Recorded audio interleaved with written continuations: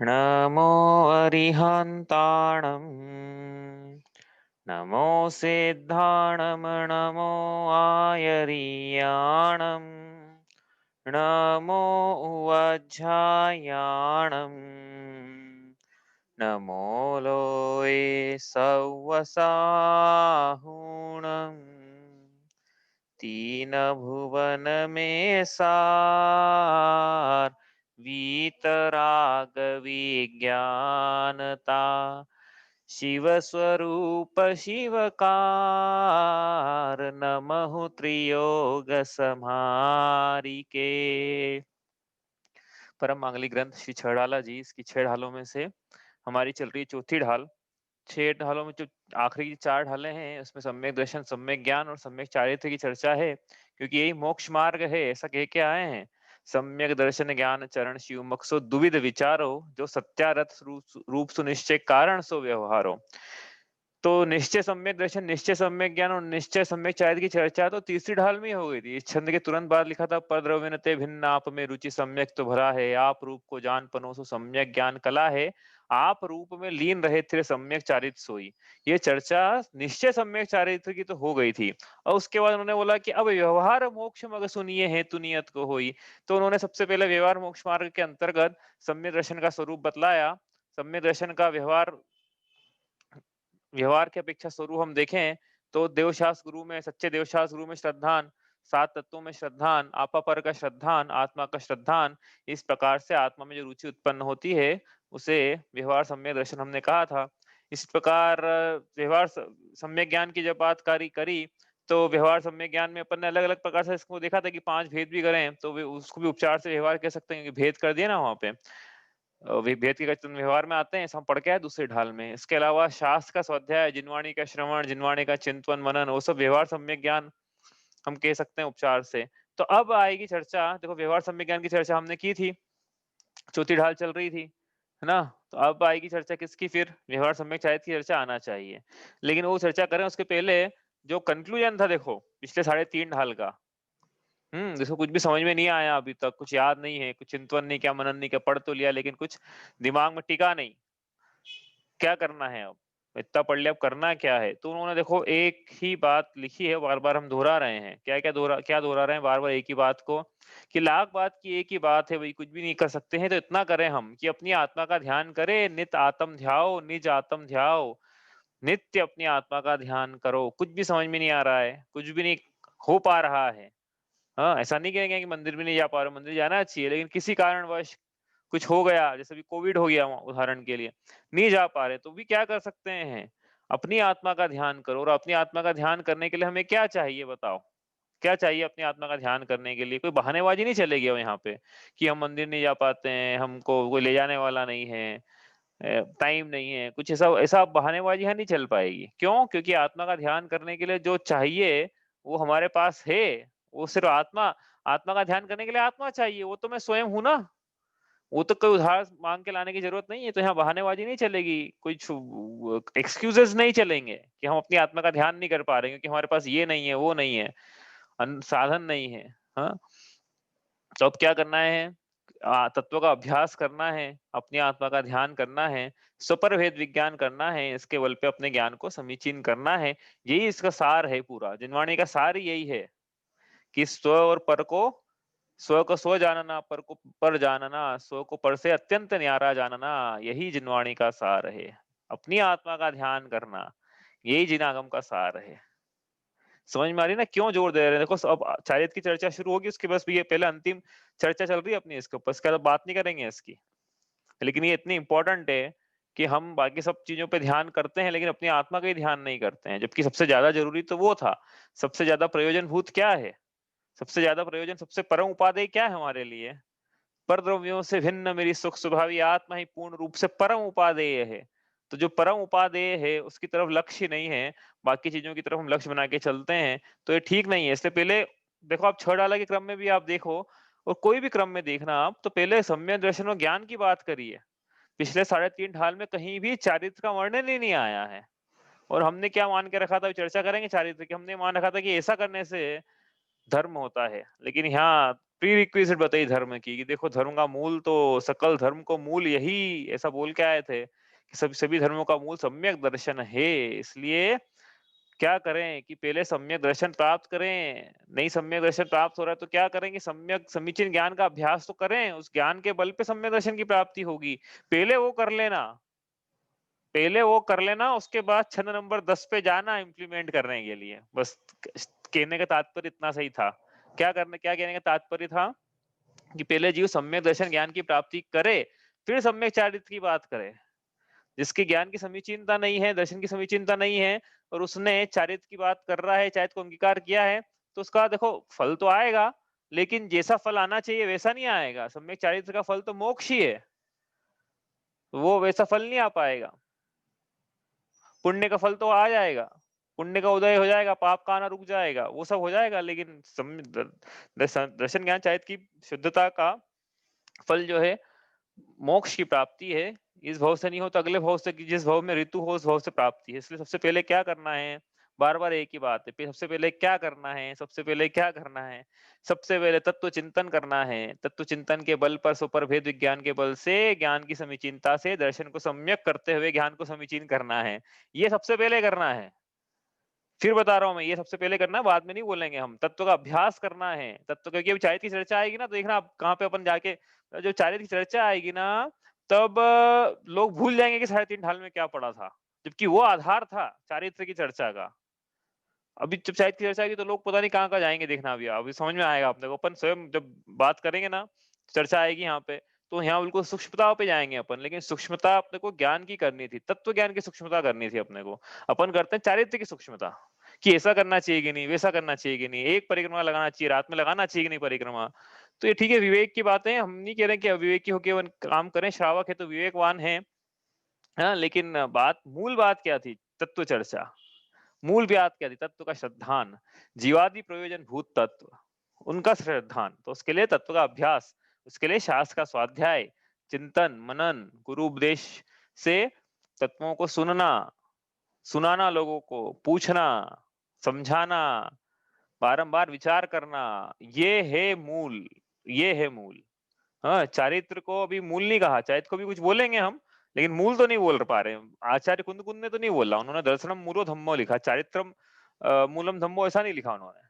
ठीक है ना, तो धर्म का मूल सम्यक दर्शन है, वो हो जाए, उसके बाद आगे की बात करेंगे अब हम। तो अब आगे चलते हैं, यहाँ से 10वां छंद पढ़ना है हमको। तो हमने उस जीव की कथा शुरू करी थी, किस जीव की, तास भ्रमण की है बहु कथा, पे कछु कहूं कही मुनि यथा। और हमने बोला था वहां पे कि देखो यहाँ पे एक निगोदिया जीव लिया है, ये निगोदिया जीव को दौलत राम जी छठी ढाल के अंत में सिद्ध भगवान बनाएंगे। तो उसका मार्ग, कि वो कहाँ कहाँ था, उसका क्या कारण था, तो उसके जीवन में क्या हुआ, वो कैसे आगे बढ़ा, उसकी पूरी बायोग्राफी है ये। ठीक है, उस जीव की बायोग्राफी चल रही, तो वो जीव कहाँ तक पहुंच गया।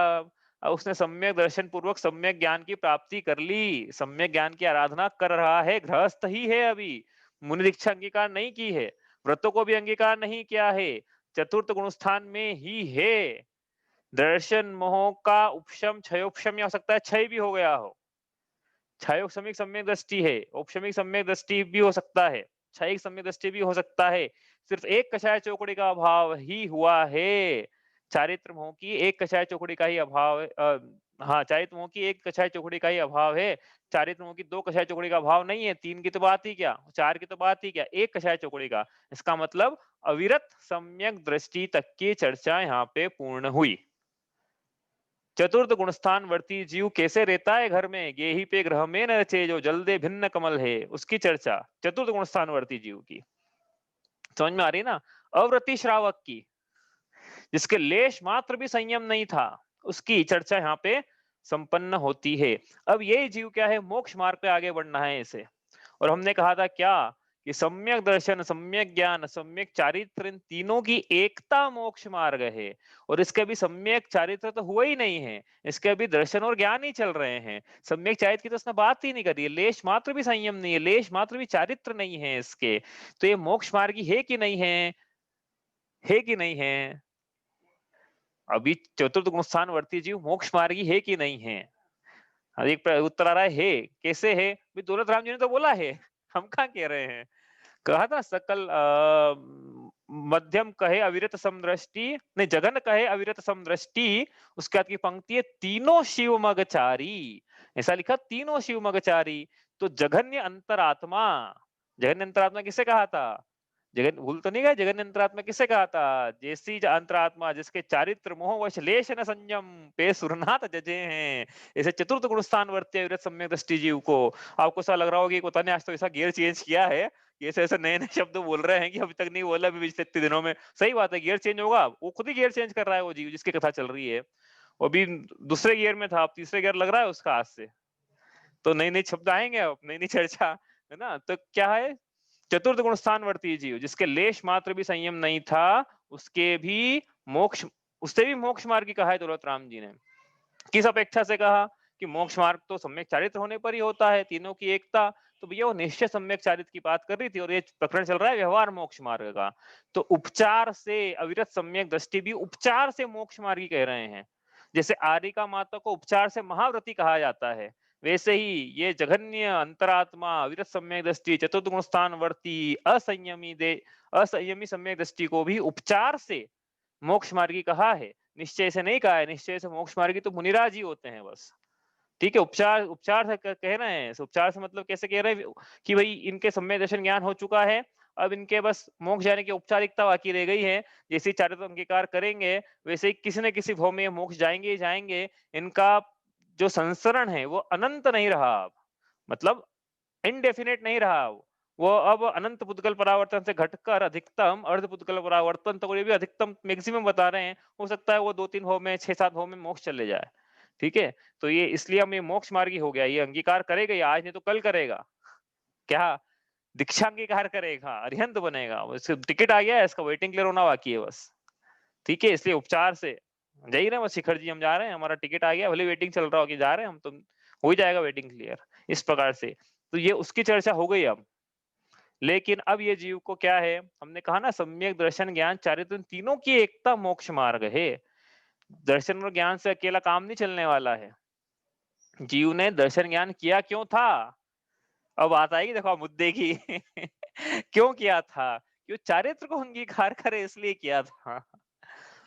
हम्म, बहुत बड़ी बात है। अभी आप समझे, अब तो आगे चले हम धीरे धीरे खोलेंगे ये विषय कि दर्शन और ज्ञान अंगीकारी जीवन सम्यक दर्शन की प्राप्ति करी, ज्ञान की समीचिंता करी इसलिए की कि वो चारित्र को अंगीकार कर पाए, क्योंकि चारित्र में ही मोक्ष के फल लगेंगे, चारित्र के माध्यम से ही मोक्ष के फल लगना है। लेकिन उसके लिए प्री रिक्विजिट थी वो कि मूल बीज जो है सम्यक दर्शन का होना चाहिए, उसमें खाद पानी लगना चाहिए, सब संयम सम्यक ज्ञान से वो वर्धित होना चाहिए, फिर उसमें फल, उसमें फिर पत्ते आएंगे सम्यक चारित्र के, फिर फल लगेंगे मोक्ष के। इस प्रकार से ये मोक्ष मार्ग है। तो लेकिन मूल तो सम्यक दर्शन ही है। फिर भी हम ये कहेंगे मूल तो मूल में सम्यक दर्शन नहीं है तो चारित्र की तो बात ही क्या करें। ठीक है, हाँ, लेकिन सम्यक दर्शन की प्राप्ति की थी सम्यक चारित्र के लिए। ठीक है, आगे चलें यहाँ से, अपन बात करेंगे। देखो अब क्या प्रसंग क्या चल रहा है, अपन गियर चेंज कर रहे हैं यहाँ से। तो अभी तक सम्यक ज्ञान का प्रकरण था, अब सम्यक चारित्र का प्रकरण यहाँ से शुरू हो रहा है। ये गियर चेंज हो रहा है इसमें, छड़ाला में सेकंड गियर से गाड़ी थर्ड गियर में जा रही है, ऐसे समझ लो आप। ठीक है, थोड़ा जर्क लगेगा आपको स्टार्टिंग में क्या चल रहा है एकदम से, क्योंकि ना विषय था ना वो थोड़ा अलग टाइप का था सभी, अब थोड़ा अलग टाइप का विषय हो जाएगा एकदम से। पूरा चढ़ना नियोग का विषय शुरू हो जाएगा यहाँ से। अभी तक द्रव्य नियोग करना नियोग चल रहा था एक तरह से, अब आ जाएगा अपना चढ़ना नियोग, अब तक नहीं आया था।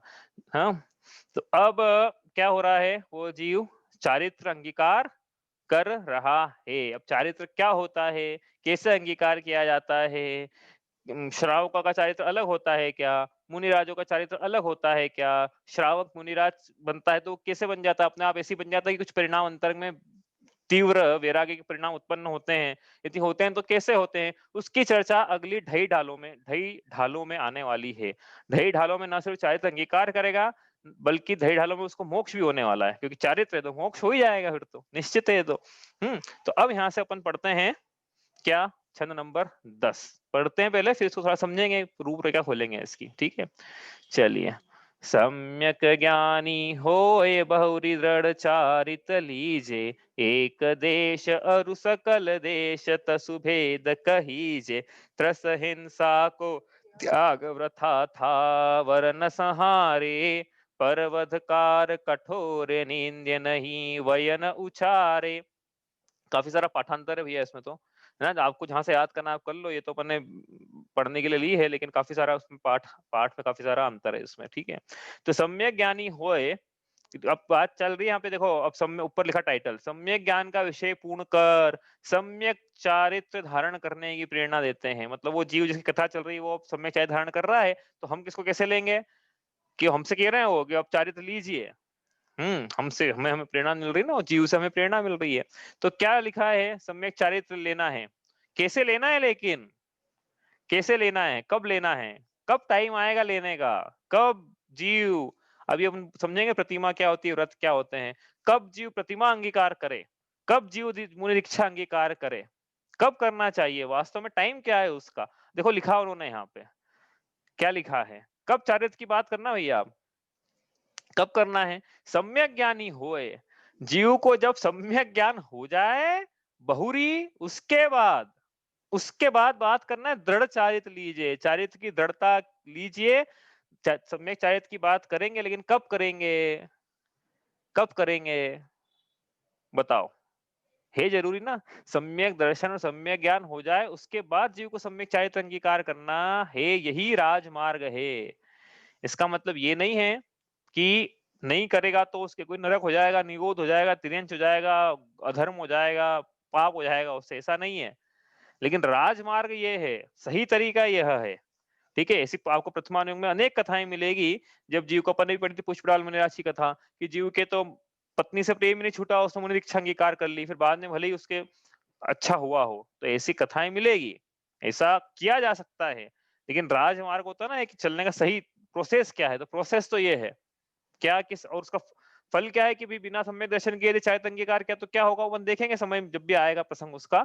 लेकिन यहाँ तो प्रसंग किसका है कि सम्यक ज्ञानी हो जाए जीव, उसके बाद ही उसको दृढ़ चारित्र लेना चाहिए। अपन समझते हैं कि चारित्र मतलब क्या होता है, उसके पहले अपन सम्यक ज्ञान की परिभाषा थी, यहाँ लिखा ना, शब्द भी आया है।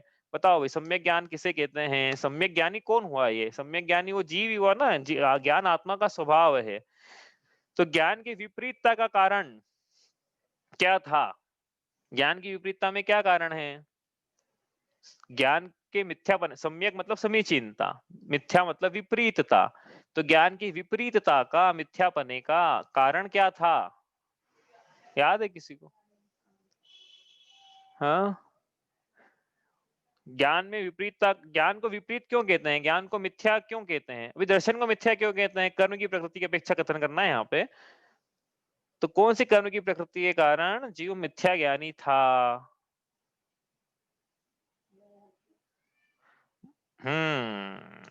आ गया उत्तर। देखो, मोह की प्रकृति के कारण जीव मिथ्या, कहने का मतलब ये था कि ज्ञान में विपरीत का कारण ज्ञानावरणी कर्म का क्षयोपशम या उदय नहीं है।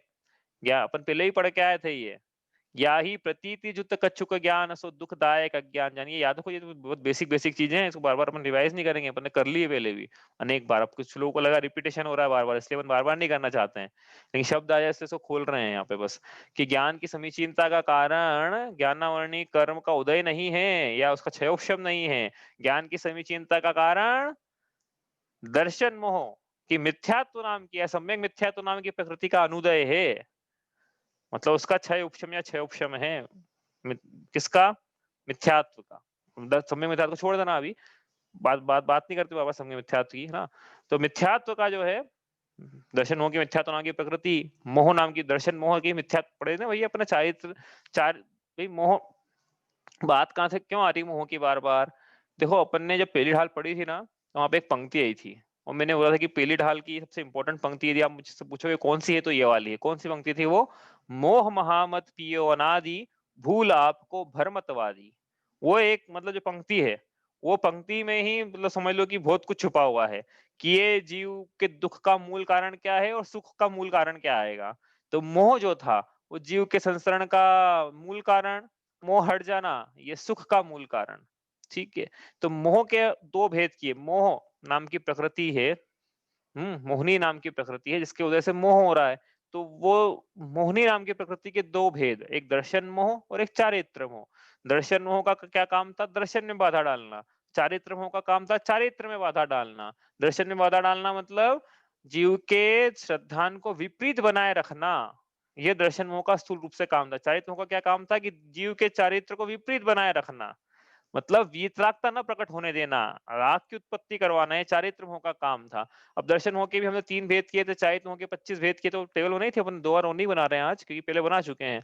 दर्शन मोह के 3 भेद किए थे, मिथ्यात्व, सम्यक मिथ्यात्व, सम्यक। चारित्र मोह के 25 भेद किए थे, 4 कषाय चौकड़ी, वो सब काम आने वाली चीजें, 4 कषाय चौकड़ी वगैरह सब, इसलिए कर रहे हैं वो, 4 कषाय चौकड़ी और 9 कषाय। तो यहाँ पे आई बात किसकी, लेकिन वो तो अब जब मूल कर्मों का राजा था, कर्मों का राजा था मोहनीय, इसलिए कहा मोह महामत्यो अनादि। अब वो जो कर्मों का राजा था ना, उसको एक-एक करके क्या है, इसके जो सेनापति था, जो बिल्कुल वजीर था जिसका, वो था दर्शन मिथ्यात्व। तो उसका पहले अनुदय, उसको हराया, परास्त किया।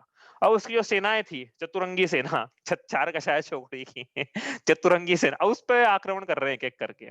तो एक जब एक-एक करके मतलब जब उसका हुआ, तो एक कषाय चौकड़ी का तो अनुदय सब तभी हो गया था। क्या हुआ था, जब जीव को सम्यक दर्शन की प्राप्ति हुई थी, तब दर्शन मोह की मिथ्यात्व, सम्यक मिथ्यात्व के साथ में अनंतानुबंधी कषाय चौकड़ी, इसका अनुदय, अनुदय बोला तो इसका मतलब लगा लेना क्षय उपशम या क्षय उपशम।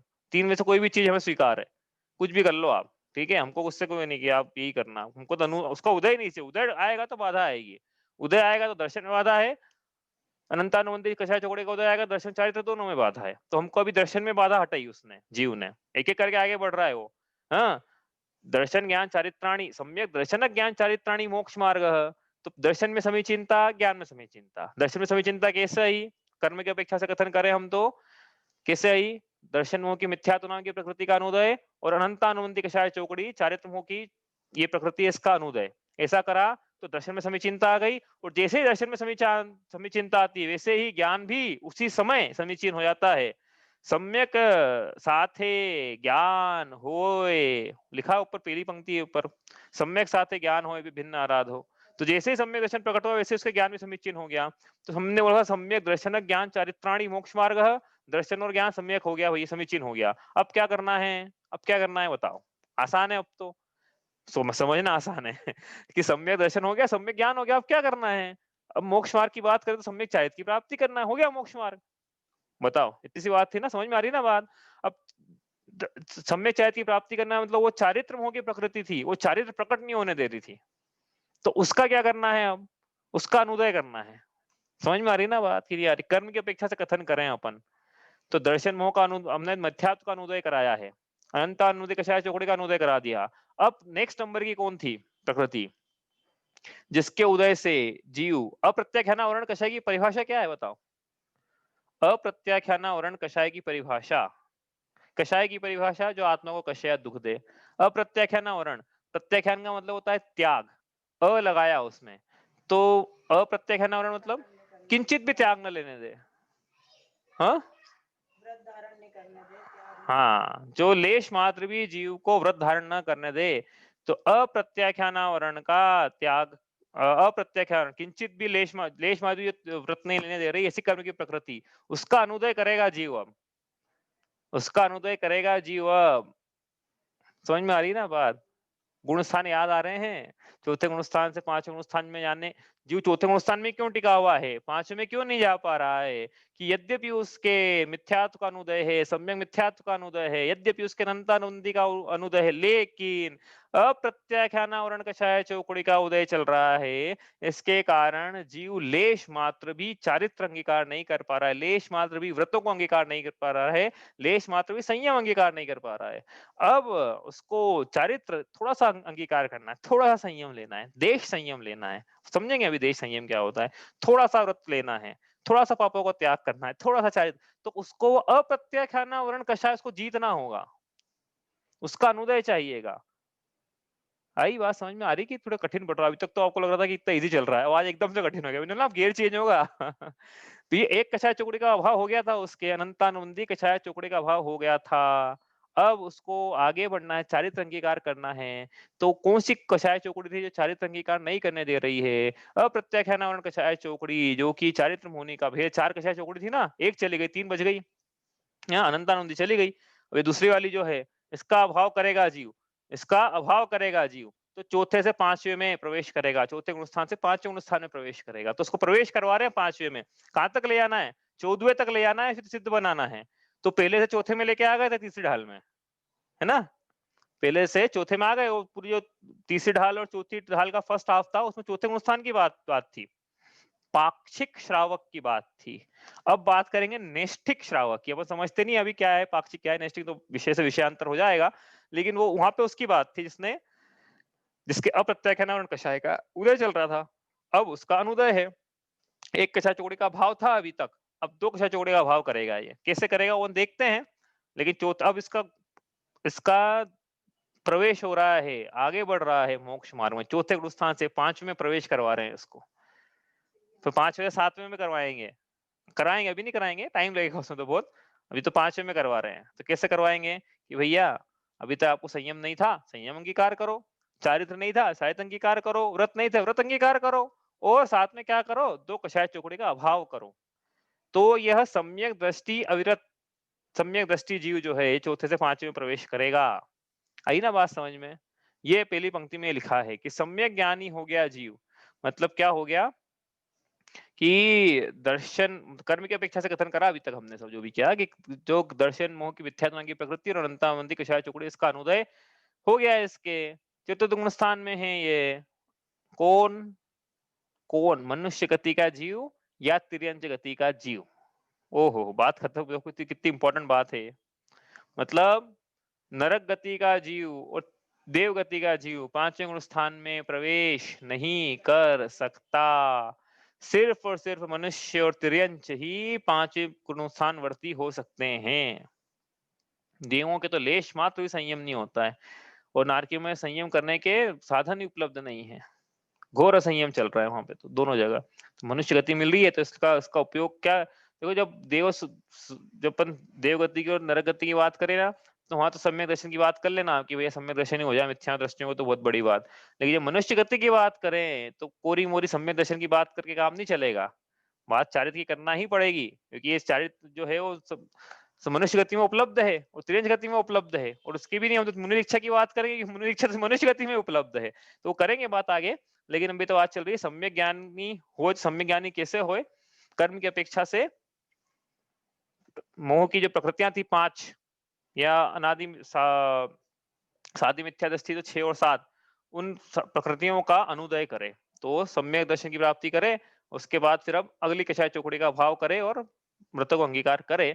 इस प्रकार से कर्मों की अपेक्षा से कथन है, अप्रत्याख्यान कषाय का अनुदय करके। ठीक है, ये तो कर्मों की अपेक्षा से। और हमने और देखा था क्या कि सम्यक दर्शन कैसे होता है, तब सम्यक ज्ञान होता है, हम चर्चा भी करी उसकी कि किस प्रकार से सम्यक दर्शन के साथ सम्यक ज्ञान होता है। लेकिन सम्यक ज्ञान की परिभाषा क्या है? सम्यक ज्ञान की ढाल चल रही थी ना अभी तक हमने, तो कंक्लूजन सम्यक ज्ञान का शब्द भी आया है हमें। सम्यक ज्ञान की परिभाषा क्या है? पदार्थों को जैसा का तैसा जानने वाला ज्ञान, उसे कहते हैं सम्यक ज्ञान, जो संशय विपर्य अनध्यवसाय से रहित होता है, ऐसे ज्ञान को सम्यक ज्ञान कहते हैं। मोक्ष मार्ग प्रयोजन भूत बातें जैसी हैं वैसी जानते हैं कि नहीं हम? मैं जीव हूं, मैं जानता हूं कि नहीं, मानता हूं कि नहीं कि मैं जीव हूं, मैं जीव हूं, मैं आत्मा हूं, मैं शरीर से नहीं आ रहा हूं, ऐसा हो जाए, प्रतीति में आ जाए, ज्ञान में आ जाए, इसकी आराधना हो जाए, हाँ, तब जीव फिर आगे क्या कर रहा है, अपन आगे की पंक्ति पढ़ते हैं, यहाँ से सम्यक ज्ञानी होए बहुरी दृढ़ चारित लीजिए, इसके बाद, तो इसके बाद लेना है, देखो बहुत काम की बात है ये, इसके बाद, क्योंकि इसका क्या मतलब है कि यदि बिना सम्यक दर्शन बिना सम्यक ज्ञान के जीव यदि व्रतों को, अभी व्रत मतलब क्या होता है समझ में आएगा, अभी थोड़ा जो भी आपकी अंडरस्टैंडिंग है व्रत की वो आप ले लेना, व्रत अपन लिखेंगे परिभाषा व्रत किसे कहते हैं।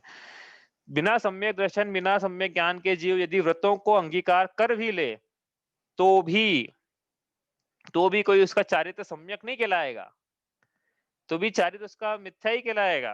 भले ही महाव्रत भी अंगीकार कर ले, भले ही मुनिराज ही क्यों ना बन जाए, लेकिन ज्ञान की समीचीनता नहीं है यदि, तो क्यों, कितनी बड़ी बात है, क्या बड़ी बात है कि सम्यक दर्शन कितना अनिवार्य है, सम्यक ज्ञान कितना अनिवार्य है कि मुनिराजों के चारित्र को, भले आचार्य की पदवी ले ले कोई जीव और उसका बाद में कालांतर में यदि सम्यक दर्शन छूट जाए, तो भी हम कहेंगे कि भैया ये अभी आचार्य भी भले कह रहा है द्रव्य लिंग जरूर है इनका, वो भी तब जबकि वो व्रतों का निर्तिचार पालन करते हैं तब। हाँ, यदा का दोष लग जाए बात अलग है, लेकिन भंग नहीं हो जाए उनके गुण, तो हम कहेंगे कि द्रव्य लिंगी है अभी। इसलिए इंपॉर्टेंस समझ में आ रहा है किसका, पिछले 3.5 ढालों का इंपॉर्टेंस समझ में आ रहा है, तत्व चिंतन का, तत्व अभ्यास का, सपर भेद विज्ञान का, जिनवाणी के स्वाध्याय का, मनन का, शुद्ध चिंतन का, इम्पोर्टेंट समझ में आ रहा है कि अभी भी हमको ऐसा लगता है कि अभी पढ़ेंगे, जो बता नहीं रहा हूँ मैं कि क्या लगता है क्या लगता है कि हम व्रतों को लें, प्रतिमा को लें। वो पहली चीज क्या है, पहली चीज इंपॉर्टेंट है सम्यक दर्शन, सम्यक ज्ञान की प्राप्ति होना। उसके बाद लिखा है यहाँ पे, उसके बाद दृढ़ता से चारित्र अंगीकार कीजिए। दृढ़ता से चारित्र अंगीकार कीजिए, दृढ़ता से कीजिए ऐसा लिखा है, शिथिलता से ना कीजिए। इसका मतलब ये है, शिथिलता मतलब कि दोष ना लगाएं, शिथिलाचरण ना करें, चारित्र लेके दृढ़ता से दृढ़ रहना है कि भाई मृत्यु भी आ जाए। ये मुनि दीक्षा जब ली आती है ना, तो उनकी समझ लो एक तरह से समाधि शुरू हो गई मुनि दीक्षा से ही। समाधि कैसे शुरू हो गई कि भाई वो जैसे ही जब जीवन में कुछ प्रतिकूलता आएगी, वो समाधि के लिए तैयार है मुनिराज। मुनिराज समाधि के लिए तैयार है, जीवन में कैसी प्रतिकूलता आ जाए। अभी एक हुआ था ना, पिछले ठंड की बात है, यहीं अपने एमपी में एक माता जी थी, वो सामायिक में थी। माता जी ना महाव्रत, उपचार से महाव्रती, इसे पंचम स्थान वर्ती कहेंगे हम तो, हे तो पंचम स्थान वर्ती, तो ऐसा पंचम स्थान वर्ती श्रावक तुल्य, हालांकि माता जी थी, वो आरिका माता थी। तो उनके ठंड इतनी पड़ रही थी, तो किसी ने क्या उनके पास में सीढ़ी ला के रख दी। अब सीढ़ी सीढ़ी ला के रख दी और चटाई में बैठी हुई थी वो, तो चटाई में, सीढ़ी के कारण चटाई में आग लग गई और वो सामायिक कर रही थी। क्या हुआ फिर, भागी, चिल्लाई वो माता जी, क्या करी, समाधि ले ली उन्होंने वहां पे। कैसा भी उपसर्ग है, हमारी समाधि चल रही है, हम सामायिक के काल में तो ठीक है, वो तो आर्य का माता है, लेकिन मुनिराज जो है वो तो क्या है, कभी भी उपसर्ग आ जाए जीवन में, तो ऐसा दृढ़ता होना चाहिए चारित्र में कि अब तो हमें हमारा मृत्यु भी क्यों ना आ जाए, लेकिन हम अपने व्रतों को नहीं छोड़ेंगे। क्या, क्योंकि व्रत छोड़ देंगे तो आत्मा का नुकसान होगा, व्रत छोड़ देंगे तो आत्मा का नुकसान होगा, व्रत नहीं छोड़ेंगे तो ज्यादा से ज्यादा शरीर का नुकसान होगा, शरीर तो वापस मिल जाएगा, लेकिन व्रत छोड़े हैं, अब कहाँ मिलेंगे व्रत अगली बार, कब मिलेंगे व्रत अगली बार। तो परम प्रिय क्या है, व्रतों का अंगीकार होना या शरीर का अंगीकार। शरीर तो मिलता रहता है, शरीर तो मिल जाएगा ना, मिल जाएगा, उसमें क्या है, और अच्छा मिलेगा भाई, पुराना जीर्ण शीर्ण जाएगा तो अच्छा ही मिलेगा हाँ, तो ये दृढ़ता से लेना है, मृत्यु भी आ जाए सामने तो हिचकिचाना नहीं है। इसलिए कह रहे हैं यहाँ पे कि दृढ़ता, ऐसा नहीं कि थोड़ा बहुत पाप का उदय आ जाए और हम मंदिर जाने ही छोड़ दें, तब तो चिंतन ही करना छोड़ दें। तो व्रत जब इतना शिथिलता है तो फिर चारित्र कैसे अंगीकार करेंगे। मुनिराजों पे तो आते रहता है उपसर्ग, मुनिराजों पे प्रतिकूलता आती रहती है, परिचय होते हैं मुनिराज, परीक्षे आते रहते हैं, होती ही परिचय उनपे तो। मुनिराजों की परीक्षों की बात चर्चा अपन आगे करेंगे जब छठी ढाल का विषय आएगा तब। तो यहाँ पे चारित्र लीजिए ऐसा लिखा है, ठीक है। अब बात करते हैं यहाँ से, जो यहाँ नहीं लिखा है उसकी थोड़ी सी अपन रूपरेखा बनाए कि क्या होता है, कैसे करना है, चल क्या रहा है, विषय क्या चल रहा है। तो बताइए भाई, चारित्र किसे कहते हैं, यहाँ चर्चा करना है। तो चारित्र हम कहेंगे, परिभाषा बनाएंगे, व्रतों अभी लिखेंगे उसको, आप मत लिखो। व्रतों के प्रतिज्ञा पूर्वक त्याग, पापों के प्रतिज्ञा पूर्वक त्याग को। हाँ, अब व्रत किसे कहते हैं, पापों के त्याग को। पाप, तो फिर प्रश्न आएगा पाप किसे कहते हैं, बताओ भाई पाप किसे कहते हैं। यहाँ से शुरू करें, बिल्कुल बेसिक है, बच्चों को जो सिखाते पाठशाला में, वहां से शुरू कर रहे हैं अपन। पाप किसे कहते हैं, पाप, बताओ किसी को याद है पाप की परिभाषा। स्व और पर को दुख पहुंचाना हाँ, पाप है। स्व और पर को दुख पहुंचाना, यह पाप है। तो ये हिंसा की परिभाषा है, और सबसे बड़ा पाप हिंसा ही है। तो ये परिभाषा हिंसा में तो लग जाएगी, लेकिन अपने को पाप की परिभाषा बनानी है ना, पाप की परिभाषा। तो चलेगा वो भी, क्योंकि पांच प्रकार के पाप है ना, वो एक ही प्रकार का पाप है, सब हिंसा ही है सब। तो आपने जो बोला हिंसा में गर्भित हो गया, वो सब बात ठीक है।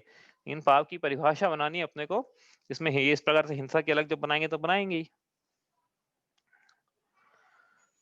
पाप किसे कहते हैं, बच्चों को परिभाषा सिखाई जाती है ना पाठशाला में, पहले वो लिखते हैं अपन, वो लिखे अपन ना, तो आपको याद आ जाएगी जिनने पाठशाला में पढ़ी है परिभाषाएं इस प्रकार की। हाँ, दुख के कारण, जो दुख का कारण हो, और जो बुरा कार्य हो, दुख के कारण बुरे कार्य, इसे पाप कहते हैं।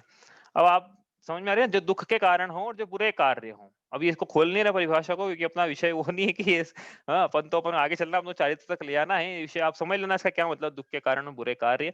लेकिन शॉर्ट में ये समझ लेना यहाँ पे कि पाप जब बोला है शब्द, तो किस में लगाना है वो, पाप के आश्रयों में लगाना है, पाप के बंध में लगाना है, पाप के संवर में लगाना है, पाप की निजरा में लगाना है, पाप के परिणामों में लगाना है, पाप की क्रियाओं में लगाना है, कि पाप के कार्य में लगाना है, कि पाप प्रकृतियों में लगाना है। वो आप देख लेना, वो जैसी विवक्षा होती है उस हिसाब से उसकी विवक्षा हो जाती है। कर्म की बात करें तो असाता साता, असाता वेदनी उदाहरण के लिए पाप प्रकृति है ना, इस प्रकार से आप लगा लेना उसको। अपन तो कार्य की अपेक्षा से कथन लिखा है कि ऐसा कार्य, पाप का कार्य किसे कहते हैं, तो ऐसा कार्य जो दुख का कारण वर्तमान में भी हो, भविष्य में भी हो, और जिसको जगत में भी बुरा कहा जाता है, ऐसे कार्य को हम पाप का कार्य कहते हैं, इसको पाप कहते हैं। अब इससे जो होने वाला कर्म की प्रकृति, आश्रम वगैरह सब लगा लेना आप फिर उसमें ना। तो ये हो गया, ये तो परिभाषा लिखी है ऐसी, बच्चों को पढ़ाई जाती है वैसी। आचार्य पूज्यपाद ने सरवार सिद्धि के 6 अध्याय के 3रे सूत्र में पाप की परिभाषा लिखी, अपन वो लिखते हैं। पाप किसे कहते हैं, उन्होंने लिखा है ऐसा: पाति रक्षति आत्मानम, जो आत्मा की रक्षा करता है, जो आत्मा को बचा के रखता है, उसे पाप कहते हैं। कितनी अच्छी परिभाषा है। जो आत्मा की रक्षा करे वो पाप है। अपन को क्या लगता था, और भैया उल्टा मत चले आना, क्लास बंद करके है अभी तो अभी उल्टी जाएगी बात। तो उन्होंने ऐसा लिखा कि पाप वो है जो आत्मा को बचा के रखता है, आत्मा की रक्षा करता है, उसे पाप कहते हैं। आप बोलो तो पूरी उल्टी परिभाषा हो गई। तो भैया उल्टी नहीं है। अभी अपन ये अगला प्रश्न है कि किससे बचा के रखता है, किससे रक्षा करता है। पाप जो है, पाति रक्षति आत्मानाम शुभात इति पापम, जो आत्मा की शुभ से बचा के रखता है, जो आत्मा को, जो आत्मा की शुभ से रक्षा करता है, जो आत्मा को धर्म से बचा के रखता है कि धर्मी नहीं हो जाए ये जीव, उसे पाप कहते हैं। समझ में आई ना। तो पाप की परिभाषा क्या है, लिखे यहाँ पर वैसी की वैसी। पाती जैसी वहां लिखी संस्कृत में, मूल टीका में लिखी आचार्य पूज्यपाद ने सरवार सिद्धि, पाती रक्षति आत्मानम, किससे, शुभात इति, शुभात इति पापम, ऐसा लिखा उन्होंने, शुभात इति पापम। ठीक है, आई समझ में बात। तो पाप क्या है, शुभ, ये धर्म में नहीं लगने देगा, पाप बचा के रखेगा, धर्म से, सुख से बचा के रखेगा, शुद्ध से बचा के रखेगा, उसे कहा पाप। ठीक है, क्यों बता रहे पाप यहाँ पे, क्यों बता रहे पाप, क्योंकि हमको यहाँ से चारित्र की परिभाषा निकालनी है, और चारित्र की परिभाषा के लिए व्रत की परिभाषा निकालनी है, और व्रत की परिभाषा बनेगी तब जब पाप की परिभाषा समझ में आ जाएगी। अभी हमने पाप की परिभाषा लिखी है, इसको याद करो आप। और एक इंपॉर्टेंट काम जो हमने दिया था, वही सबको दिया था, रोज हम भी याद दिला रहे हैं अभी जब तक विषय आ रहा है, कि क्या करना है, तत्व का अभ्यास करना है, तत्व का चिंतन करना है, करोड़ों उपाय बनाना है, स्वपर भेद विज्ञान करके अपनी आत्मा का ध्यान करना है। तो ये चारित्र अंगीकार करेंगे तो मोक्ष मार्ग सधेगा, यदि नहीं करेंगे तो नहीं सधेगा। सीधी सी बात है। जे पूरब शिव गए जाहि अरु आगे जे हैं, ते सब महिमा ज्ञान तनी मुनिनाथ कहें। हम नहीं कह रहे हैं ऐसा, भगवान महावीर स्वयं कह रहे हैं। इसलिए क्या करना है, ज्ञान की समीचिंता का अभ्यास करके सम्यक दर्शन, सम्यक ज्ञान की प्राप्ति करना है। तो हम चारित्र की चर्चा आगे बढ़ाएंगे, इसमें बात आएगी। अब व्रत की, चारित्र की, देश चारित्र, सकल चारित्र, देश चारित्र क्या होता है, सब चर्चा एक एक करके आगे लेंगे। बड़ा इंटरेस्टिंग टॉपिक है ये। ठीक है, अब आगे करेंगे इसको, आज तो इतना ही करते हैं। कोई प्रश्न है आपका? प्रश्न आएंगे इसमें भी, देखो चढ़ना नहीं होगे इसमें, we are open to questions, काफी प्रश्न आते रहेंगे इसमें। चलिए इतना ही करते हैं, एक सेकेंड, जिनवाणी स्तुति करते हैं।